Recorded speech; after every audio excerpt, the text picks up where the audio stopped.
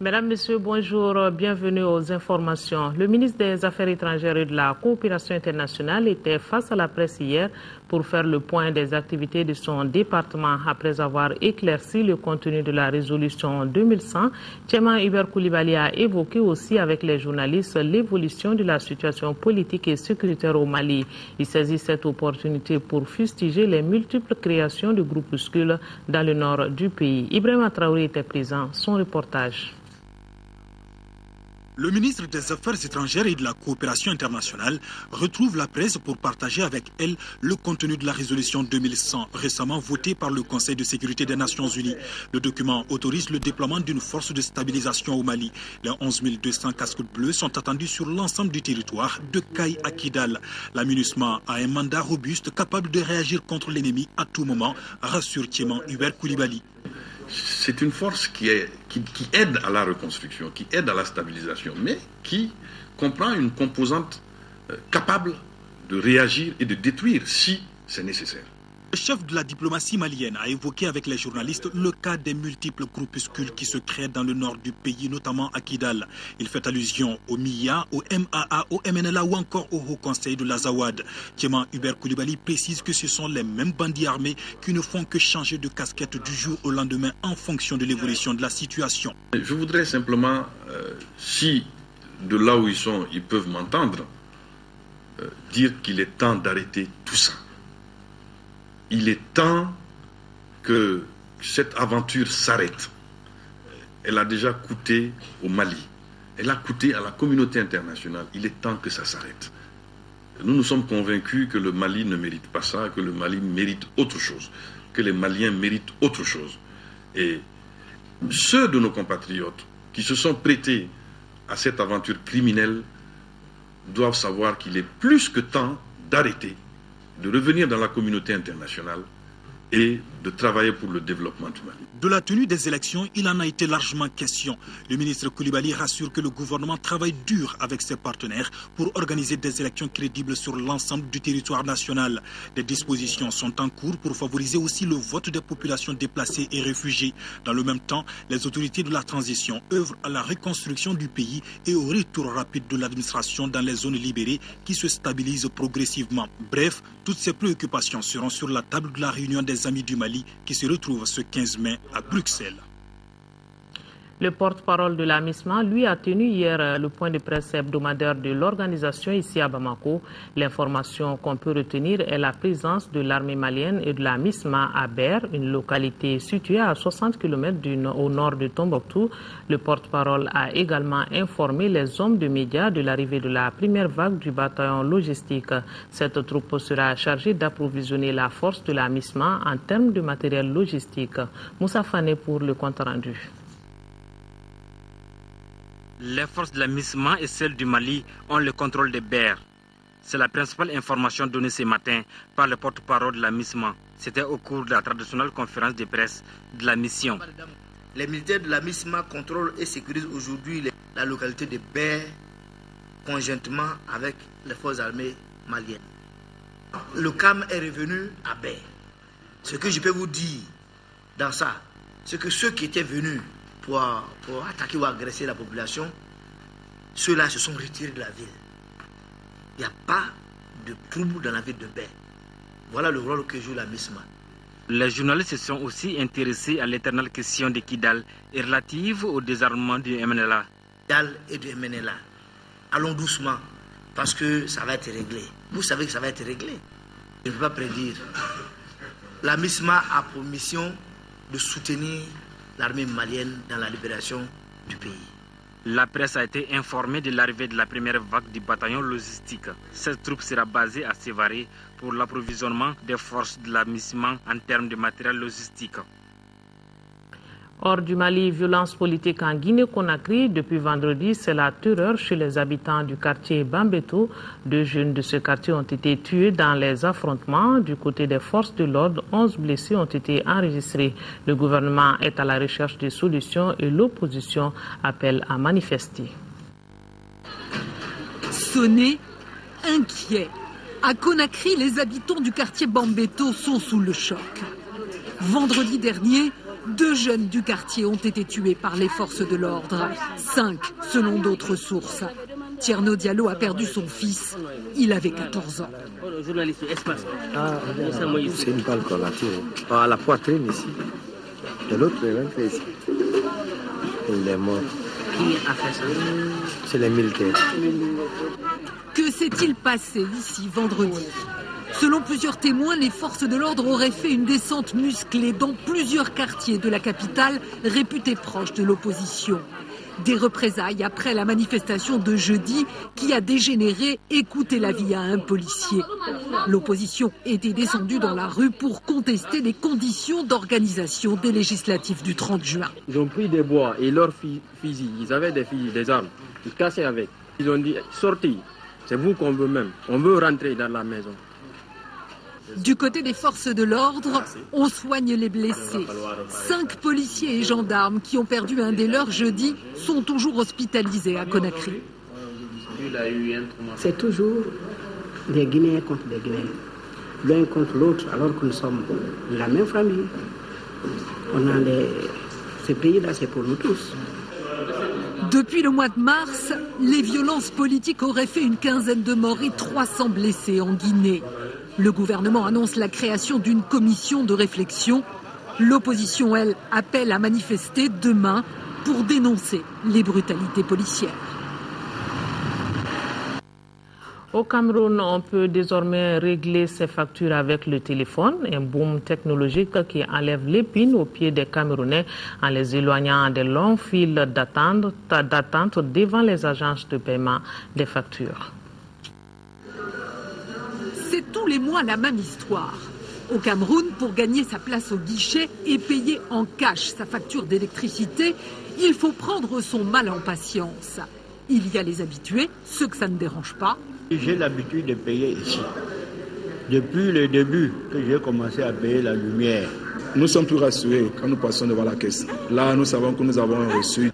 Et puis, il y a les autres, les impatients. À l'entrée de la compagnie d'électricité, ce sont eux que les opérateurs de téléphonie mobile courtisent. Fini la queue, l'attente, le temps perdu. Ici, désormais, comme en Europe ou aux États-Unis, on peut payer sa facture avec un portable. Il suffit de pianoter pour envoyer ou recevoir de l'argent.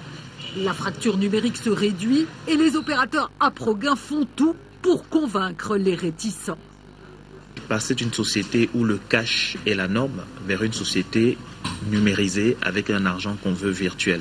Et pour arriver à ce dessein, on a poussé le détail en déclinant nos campagnes en langue vernaculaire pour être sûr de toucher les plus petits des Camerounais. Si une nouvelle technologie sort aujourd'hui en Europe ou aux États-Unis, demain, les opérateurs doivent prendre le train en marche pour déployer cette technologie en Afrique parce que les usagers sont devenus très exigeants. Depuis l'arrivée du premier mobile au Cameroun, le portable n'a pas cessé de révolutionner la vie des Camerounais. C'était il y a 17 ans. À l'époque, la minute d'appel coûtait près d'1 euro. Aujourd'hui, en Afrique comme partout, le portable est devenu un outil quasi indispensable à notre quotidien. Voyons à présent ce qui fait le reste de l'actualité africaine avec comme sujet les manifestations à Joubaouz au Sud-Soudan après l'attaque du samedi, la désignation de l'ancien opposant Déma Fout en Centrafrique pour désarmer la Séléka, mais d'abord la conférence de Londres qui a parlé de la Somalie. La Somalie a fait des progrès significatifs. C'est la conclusion de la conférence de Londres qui s'est tenue mardi. Le Premier ministre britannique a souligné les défaites infligées aux islamistes et le recul de la piraterie. David Cameron a appelé la cinquantaine d'États participants à être solidaires de ce pays ravagé par 20 ans de guerre civile. La Grande-Bretagne et l'Union européenne vont octroyer plus de 40 millions d'euros chacune aux forces de sécurité et à la justice somalienne. Manifestation à Juba, au Soudan du Sud. La population réclame justice après l'attaque de samedi qui a tué un chef tribal et un casque bleu. Ces habitants de la province d'Abyei affirment aussi que les casques bleus sont incapables d'assurer leur sécurité. La région qui figure au cœur des litiges entre le Soudan et le Soudan du Sud est pour l'instant sous administration onusienne.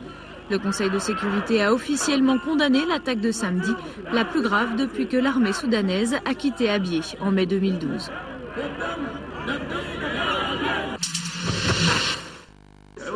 En République centrafricaine, l'ancien opposant Déma Fout est désormais chargé de désarmer la Séléka. Il doit aussi réformer le secteur de la sécurité. C'est un communiqué présidentiel qui l'annonce. L'avocat Jean-Jacques Déma Fout appartient au Conseil national de transition qui fait office de parlement à l'heure actuelle en Centrafrique.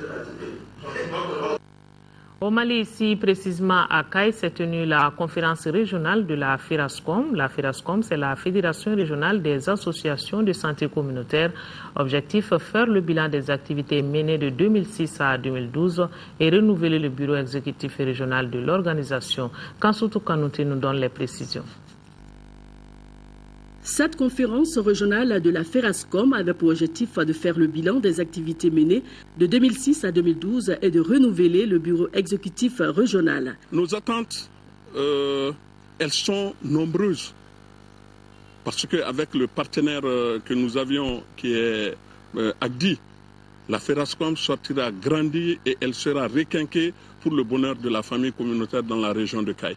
À noter que les activités qui ont été menées par la FERASCOM sont entre autres 8 réunions statutaires tenues sur 25, soit un taux de réalisation de 32% avec un taux de 75% en 2011 grâce à l'appui du PRSSD à travers la FENASCOM, appui au renouvellement de la FELASCOM des ASACO et appui au paiement des cotisations à la FENASCOM.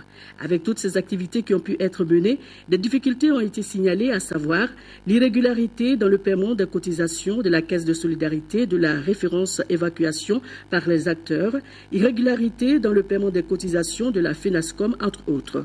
Face à cette situation, le directeur de cabinet du gouverneur de la région a estimé que cette conférence permettra de corriger des insuffisances décelées dans la gestion de la FERASCOM.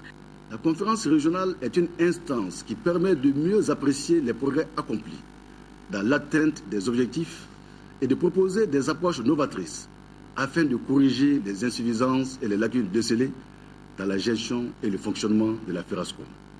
A rappelé qu'Alou Demba a été reconduit à la tête de la FERASCOM Kayes pour un mandat de 5 ans. La mairie de la commune rurale de Pelengana vient de recevoir un diplôme de remerciement du ministère de l'Enseignement supérieur et de la Recherche scientifique. La mairie de cette commune, qui a affecté un espace de 500 hectares à l'université de Ségou, a reçu donc ce diplôme en présence des autorités scolaires et des responsables de Ségou à la mairie de Pelengana, et c'était hier. Là-dessus, le point, c'est avec notre correspondant Fousséni Samaki. Ce diplôme est une reconnaissance du ministère de l'Enseignement supérieur et de la Recherche scientifique à l'endroit des populations de la commune rurale de Pelengana pour lui avoir attribué gracieusement un espace de 500 hectares. Cet espace doit servir à l'agrandissement du site de l'université de Ségou. Une façon de mettre en relief tout l'intérêt que les populations de Pelengana accordent à la réussite de l'université décentralisée de Ségou. C'est un geste patriotique qui mérite vraiment d'être remercié. L'appel que j'ai à lancer, c'est demander toujours à cette brave population de Ségou et particulièrement la population de Pelengana, dire que l'université de Ségou, c'est leur enfant. Ils doivent prendre soin de cette université. Cet espace, le ministre mettra tout en œuvre pour sa viabilisation et pour que l'université de Ségou vraiment soit la vitrine de l'enseignement supérieur au Mali. J'accepte ce diplôme au nom des villages et de toute la population de Pelengana qui ont accepté volontairement de se dessaisir de leur champ de culture au bénéfice de la jeunesse du Mali. J'accepte ce diplôme qui fait l'honneur de la population de la commune de Pelengana qui a préféré échanger sa terre contre l'université, espace de connaissance et du savoir. Cet espace de 500 hectares est situé entre les villages de Dougadougou, Nerekoro et Diakoro sur la route de Markala. Le comité régional de la Croix-Rouge de Mopti a célébré hier la journée internationale de la Croix-Rouge, placée sous le signe de l'implication des jeunes dans les actions humanitaires. L'événement coïncide en même temps avec les 150 ans de la création de l'organisation humanitaire. Don de sang et conférences sur la connaissance de la Croix-Rouge sont entre autres activités qui ont marqué la journée de célébration, et c'est ce que nous dit Moustapha Doumbia. La célébration de la Journée internationale de la Croix-Rouge a été marquée à Mopti par deux activités. Un don de sang à l'hôpital Somminé Dolo et une conférence au lycée Hamadoun Diko de Sévaré. Par ces dons de sang, le comité régional de la Croix-Rouge veut mettre à la disposition de l'hôpital une quarantaine de poches. Initiative que les responsables de la structure hospitalière saluent à sa juste valeur. Une structure hospitalière ne peut juguler toutes les urgences s'il n'y a pas de disponibilité de sang. Alors c'est pour vous dire que cette donation est capitale et importante pour nous. Et il faudra justement que tout le monde sache que donner du sang, non seulement c'est sauver une vie humaine, mais c'est aussi faire du bien à sa propre personne. La conférence a porté sur deux thèmes, la connaissance de la Croix-Rouge d'une part et le droit international humanitaire d'autre part. Cette célébration s'est placée sous le signe de l'implication de la jeunesse dans les actions humanitaires. Depuis janvier 2012, le pays a connu une très grande crise ici à Mopti. Et dans le cadre de la gestion de cette crise, la Croix-Rouge a eu à assister plus de 5000 familles en vivre et en non-vivre. Le comité régional de la Croix-Rouge de Mopti compte à ce jour 900 volontaires. Et c'est ce qui met fin à ce journal. Le prochain est à 18h avec Ndei Sissoko. Merci de nous avoir suivis. Bonne suite de programme sur l'ORTM.